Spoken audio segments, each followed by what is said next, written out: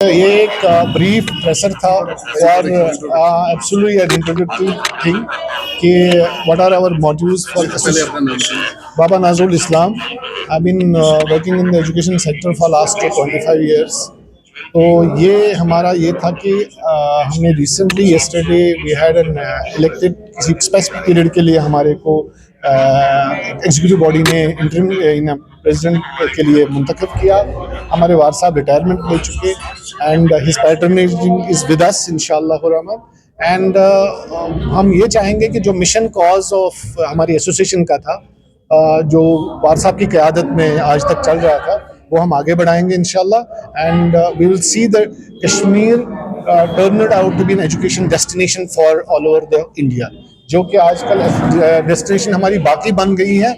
हम चाहेंगे कि हम कलेक्टिव मेन स्टेक होल्डर्स है प्राइवेट सेक्टर, यहाँ पे हम चाहेंगे कि हम इसमें गवर्नमेंट का हाथ बटाएंगे और we will find that this turns out to be a destination for the. जो मैं एक चीज बताऊंगा, पहला तो हमारा कहते हैं हम अपने आप को पहले संभालेंगे। We are in to the organizational setup.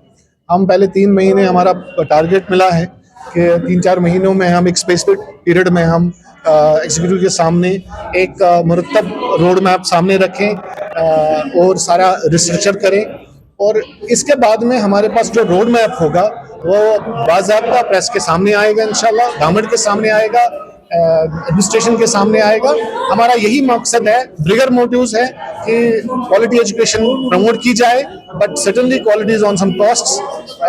हम स्कूल्स को जो चाहे कहीं भी हो, चाहे बजट स्कूल्स हो चाहे एलीट स्कूल्स हो, we need hand holding and support everything, तभी हम ये कौम आगे बढ़ सकती है, तो एजुकेशन सिनेरियो चेंज हो सकता है। मैं एक चीज़ बताऊं आपको, यहाँ पे एक सिनेरियो बनाया जा रहा है कि there is an elite school, सुनते नहीं है, इसका नहीं है, they are all working for education. आप एक का नाम लीजिए, मैं बताऊंगा भाई उनकी एजुकेशनल कंट्रीब्यूशन कितनी।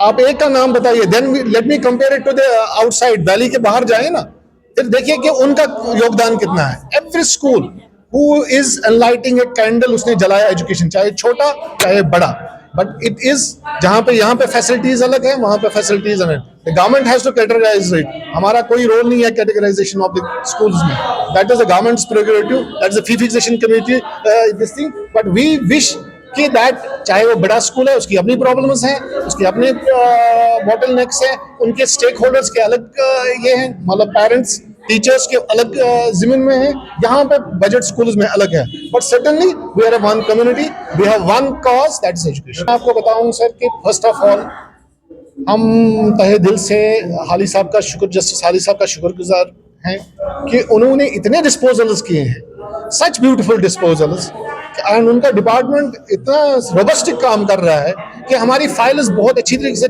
स्क्रूटनाइज होती है और प्रॉपर एक पैरामीटर्स बने हुए हैं, everything is in place and we are getting results from that, parents are getting results, community is getting results, and वो देख रहे हैं, वो स्कूल्स को भी विजिट कर रहे हैं सर, एंड एनकरेजिंग, जहां भी उनको भी लगता है कि यहाँ पे रिविजिट करने की जरूरत है, he is reviving our please also, और genuinely he is taking stock of everything.